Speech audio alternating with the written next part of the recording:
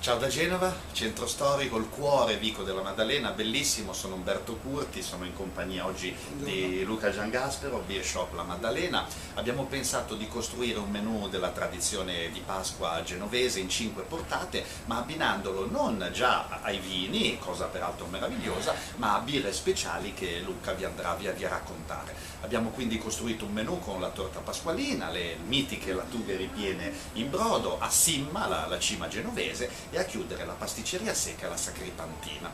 Adesso volevo proprio intrattenervi un po' con il tema della cima, non a caso ne parla anche Fabrizio De André in una sua canzone, una nostra gloria gastronomica, un piatto tra i più elaborati della cucina genovese, un piatto che usava anche le frattaglie, perché la cucina genovese è frugale ma a modo suo geniale. E per questa cima, Luca, che abbinamento di birra hai pensato? Dunque, visto che la cima è un piatto molto ricco, molto sostanzioso, molto gustoso, se fatto bene ovviamente, Certo. io metterei una IPA americana di un grande birrificio del californiano di San Diego.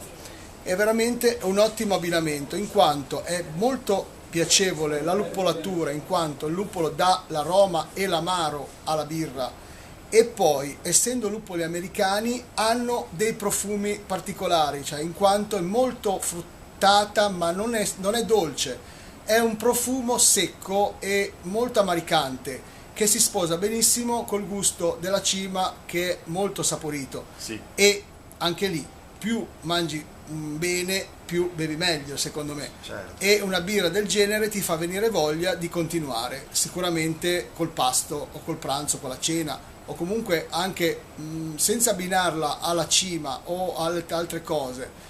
Bisognerebbe anche bersela come aperitivo, in quanto è una birra veramente stupenda che ti viene voglia, ancora lo dico, di berne un'altra, sempre molto con calma, però piacevolmente. Certo.